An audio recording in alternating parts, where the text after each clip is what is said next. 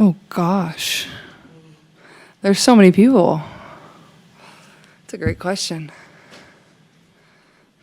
Honestly, just DB. I think moving into third all time, like, I didn't see people talking about that enough. Like, I don't think people realize how big of a deal that is. Like, it's hard. I believe Tina Charles and then DT are the only two people in front of her, two people that have also given a lot to the game. So that's a huge milestone. Like, that's a huge achievement in this league that she's given so much to.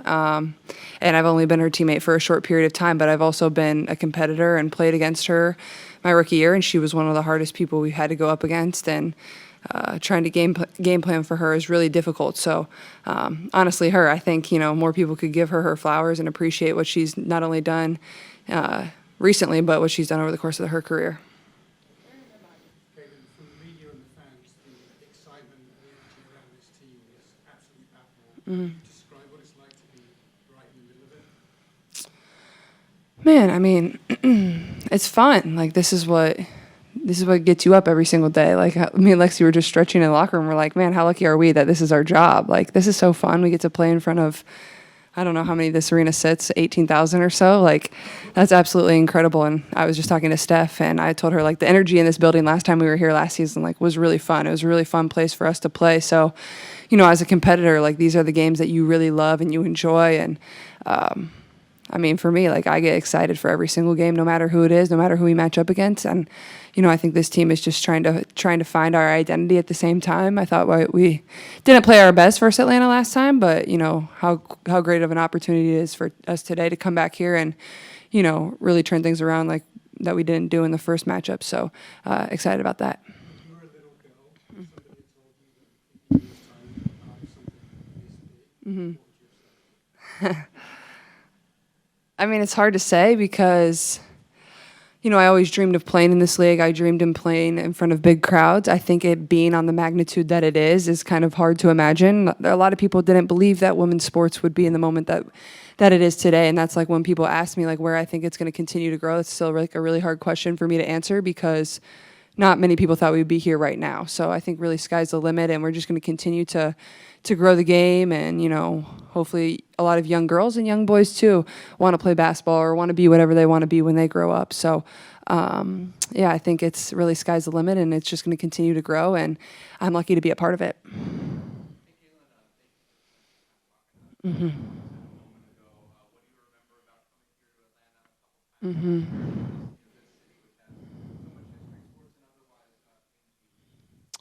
Yeah, it's, this is one of the funner places we get to play. I don't know, like I said, like I felt like the energy in this crowd last year was like really great. Like you could tell they appreciated basketball on both sides of the ball, Atlanta and us. It felt like there was just energy that people were here to appreciate the game of basketball, and that's really cool to be a part of. And as a player, you certainly feel that. And maybe it was a little more fun because I believe we won both times we were here. So obviously both teams are completely different now, but I think you remember places a little bit better when the result is on your side. But I just honestly, I remember the energy, and I'm not just saying that. I don't say that about every place. Like the energy in here was tremendous. It was really fun to be a part of.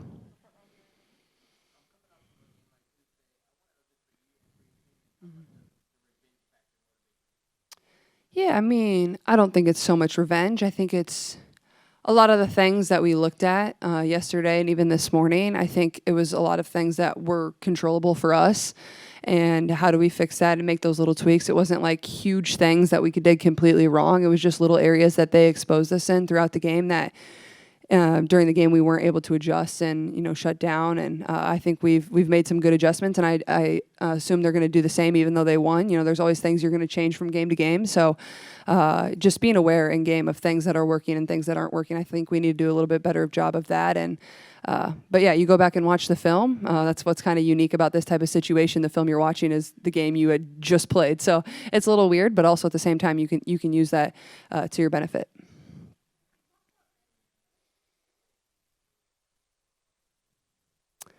Yeah, I mean, that's why you do it. Like, you look up and you see the people that are screaming, the people that have your jersey, the people that want 10 seconds of your time. For me, I love that. Like, I was that young girl at one point in my life, and, I'm only 23 years old, so it feels like it was just a short time ago. So I can definitely empathize for, what they're feeling and what they're going through. But also a lot of people spend a lot of time and money and resources to be able to have an opportunity to come watch this team play or come watch me play. And, I certainly understand that. And I try to make as much time as I can to sign an autograph because that can really impact somebody's life. Who knows, maybe they're going to put that up in their room and look at it every single day and have something to dream about and something, that they want to be one day. And, being able to do that and take, like I said, 10 seconds, like it's the little things that really go a long way that impact young kids. So it's not something I take lightly at all.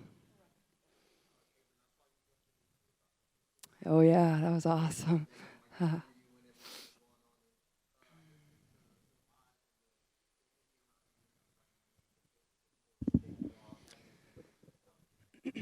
Yeah, well, I was in my hotel room. It was a good thing I had taken a nap earlier in the day so I could be able to stay up for overtime. But I actually, I regretted not taking a video of myself when Tyrese made the game winner versus the Bucks. So I have a video on my phone. I'm never going to show anybody. I sent it to a few people.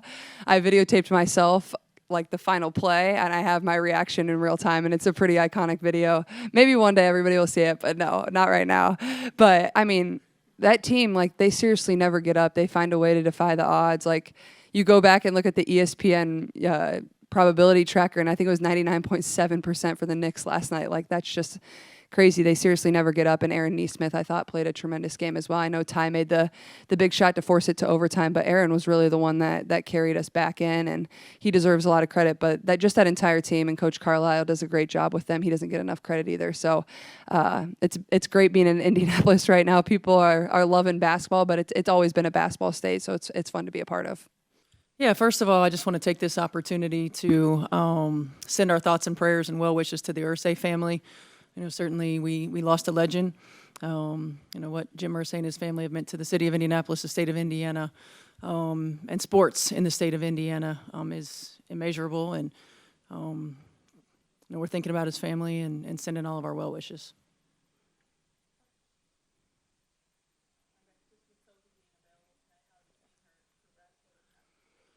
Yeah, she's continued to make great progress without a lot of regression. And I think the most important thing for us was making sure that she had her balance back in terms of, her explosiveness and her landing, and she wasn't compensating in any way that might have set her up for future injury or have setbacks. So that's been remedied. She's gotten some workouts in and has looked good and has felt close to normal. So we're ready to give her a go. Do you anticipate her being on a minutes restriction? No, she's going to be ready to roll. Kind of going off of that, and think back to Tuesday's game, where do you feel like you're going to feel her impact most against this team? Yeah, I think certainly her energy, her communication, those are the intangibles that she brings every day, and you notice it even in practice when she's not out there. I think her ability to be a 3-level scorer for us, to be a facilitator, another ball handler is going to be important. Her activity level, whether she has the ball in her hands or not, makes an impact because she's a willing cutter, which causes rotation. She's tough as nails, so she's going to get in there and mix it up. We missed a level of physicality, I felt like, on the defensive end, and she can bring us that.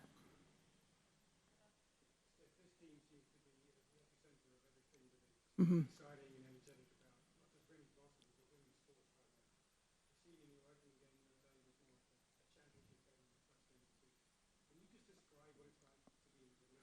Yeah, it's really incredible. I've been a part of this league for 25 years, and to see the growth, to see what's happening now is something that all of us who were very early in the WNBA envisioned, and I'm thankful that I'm still a part of it. Obviously for us in Indiana, we've got a lot to prove, right? We haven't done anything yet, but when you think about the emergence of women's basketball as a whole and the intersection of college basketball fans for the first time in the masses coming over to the WNBA. There had been a little bit of a time, I think, where it didn't connect for some reason or another.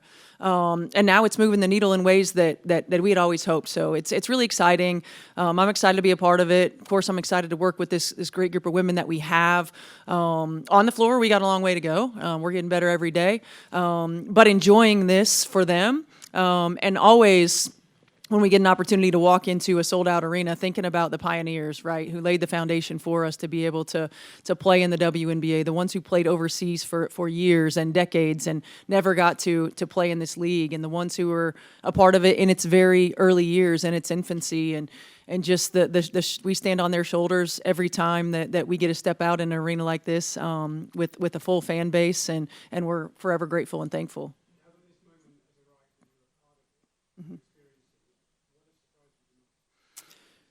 I mean, I think just the overall discourse probably has surprised me the most. Certainly it's something that we haven't seen in women's basketball, so to speak, but it also comes with being mainstream sport.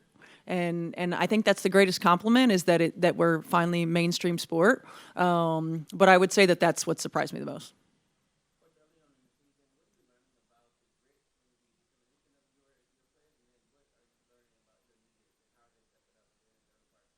Yeah, first and foremost, we got a tough group. I mean, they're competitive. They are gritty. They are physical. And I think we've got to find it consistently. We're still a work in progress in terms of putting all of our pieces together and finding out how to make one another better on a nightly basis. Where we get certain players' shots on the floor, how we get them actively involved, how we can utilize their strengths on the offensive and defensive end of the floor, how to compete consistently at a high level on both ends. And as far as leadership goes, we're getting leadership from lots of different places, and I think that's really incredible.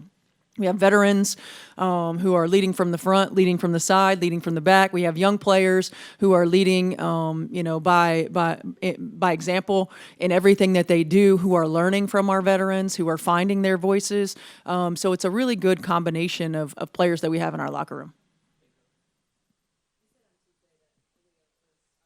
Mm-hmm.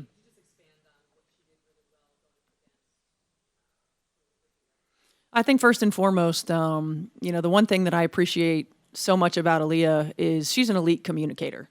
And when you are a post player who is involved in action, particularly on the defensive end of the floor, when you're the center of everything on the defensive end, being an elite communicator is necessary. She sees things. She's a really high IQ player. She's an active communicator and active defender. I thought she did a great job on the defensive end of the floor. And she's a hub for us offensively. I mean, she's a tremendous facilitator. I have asked her to be a little more selfish and not just look to facilitate, but look to score. I thought she did that. She scored in a lot of different ways. She was active for us on both ends as well. And I felt like her endurance throughout the course of that game. Like, it is hard when you're playing against two big physical post players on both ends of the floor. I'm glad I was never a post player. Being a post player is tough and it's hard. And I felt like her consistency from her energy, effort, and efficiency was at a really high level.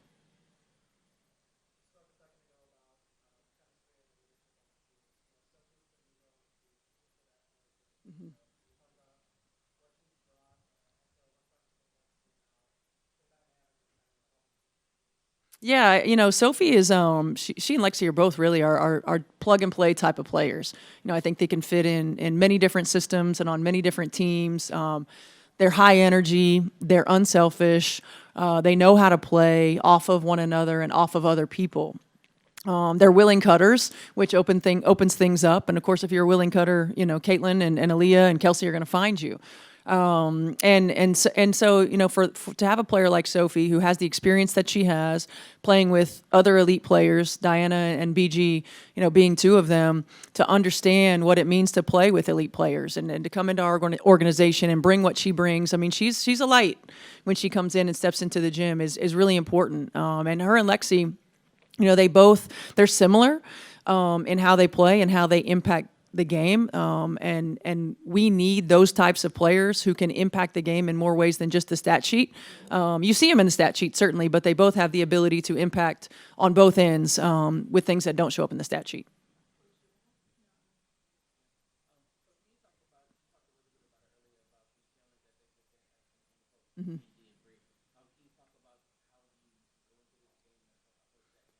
Yeah, I think first and foremost we've got to handle the point of attack on the defensive end a little bit better, handle their ball screens better. We've got to be more disruptive around the perimeter. We can't just let them pass the ball around the perimeter on the 3-point line. We've got to force it out a little higher, disrupt timing and rhythm, which then will disrupt spacing and not allow quite as easy post entries. We got to have awareness of when and where we can give help. We got to do our work early in the post and not allow them to get 2 feet in the paint or 2 feet in the restricted area. And we've got to keep them off the glass. You know, they're both experienced elite post players.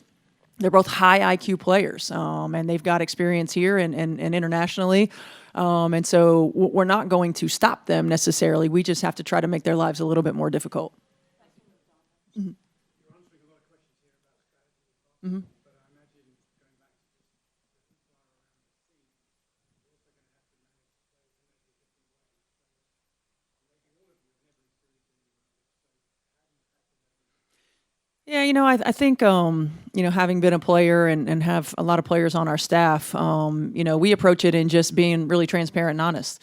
You know, we've got to do a really good job of making sure that we keep the main thing as coaches, and then help our team understand that, you know, there are layers to everything that we do, and the notoriety that's comes with our team and our franchise, our league, quite frankly.